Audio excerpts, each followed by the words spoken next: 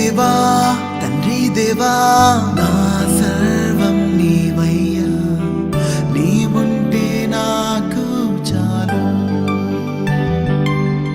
నా ప్రియుడా నా ప్రాణమా నిన్నారాధించదన్, నా జీవమా నా స్నేహమా నిన్నారాధించదన్. నా ప్రియుడా నా ప్రాణమా నిన్నారాధించదన్, నా జీవమా నా స్నేహమా నిన్నారాధించదన్. తండ్రి దేవా ఆనందమా నీ బడిలో నాకు సుఖము.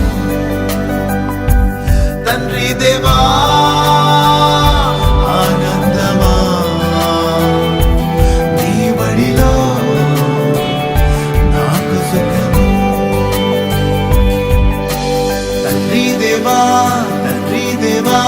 నా సర్వం నీవయ్యా, నీవుంటే నాకు చాలు.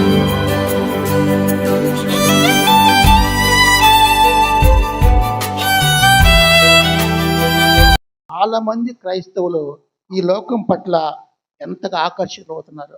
అట్రాక్షన్ ఎలా అట్రాక్షన్ అయ్యాడు? లోతు ఎలా ఉందంట, అది చూడటానికి ఏదేను తోటలాగా ఉందంట. అంత పచ్చిక బయళ్ళు, అంత బాగా మరి పచ్చగా కనిపిస్తున్నాయి నీళ్లు ఉండేసరికి అంత సంతోషించాడు.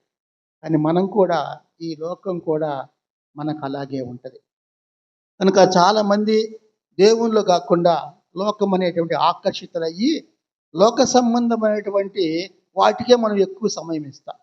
ఈ లోక సంబంధమైన వాటిలో ఉంటాం కనుక మరి అంటాడు ఇక్కడ, క్రైస్తవులు కూడా లోకం పట్ల ఎంతగా ఆకర్షితున్నారు, వారు తమ ఇంటిని దానికి వీలైనంత దగ్గరగా చేసుకున్నారు అంతే.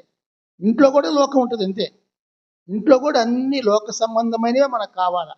కనుక అటువంటివి ఉన్నాయి కనుక జాగ్రత్తగా ఉండాలా. లోతుకు తెలియక ఆయన పడిపోయాడు. మనం లోకం గురించి తెలిసి కొన్నిసార్లు మనం కూడా ఆకర్షితులమై మనం కూడా లోక సంబంధంగా జీవించే వారిగా ఉంటాం. కనుక దేవుడు ప్రజలను గుర్తించినప్పుడు లోకంతో కూడా గుర్తింపు పొందుతాం. మనం ఎలా గుర్తింపు? కొన్నిసార్లు మనం దేవుని బిడ్డలుగా ఉంటాం, కొన్నిసార్లు లోక సంబంధం కూడా జీవిస్తుంటాం.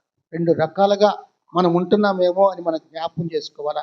ఈ రెండు అభిప్రాయాలు ఉన్నాయి కనుక వాటిని అడ్డం పెట్టుకుని జీవితాంతం మనం ఏం చేయాలంటే, అత్యంత దారుణమైన పని ఏంటంటే లోకంలో ఉంటున్నాం కానీ లోక సంబంధంగా ఉండకూడదు. నేను చాలాసార్లు చెప్పాను, చేపలు సముద్రంలో జీవిస్తాయి కానీ వాటి యొక్క శరీరంలో ఏముండదు, ఉప్పు ఉండదు. ఎందుకని? అవి అంతే, మానవుడు కూడా అంతే, మనం కూడా అంతే. లోకంలో జీవిస్తున్నాం, లోకం అంతా ఎలా ఉంది, పాపంతో నిండి ఉండొచ్చు, ఆకర్షితులై ఉండొచ్చు, అన్నీ ఉన్నాయి. కానీ వాటిలో మనం ఉండకూడదు, దాని దూరంగా ఉండేవారిగా మనం ఉండాలి. కనుకని అంటాడు, మన మనస్సును మనం గురి చేసుకోవాలి దేవుని వైపు. ఆ మనసును గురి చేసుకోకపోతే లోక ఆనందమా నీ బడిలో నాకు సుఖము.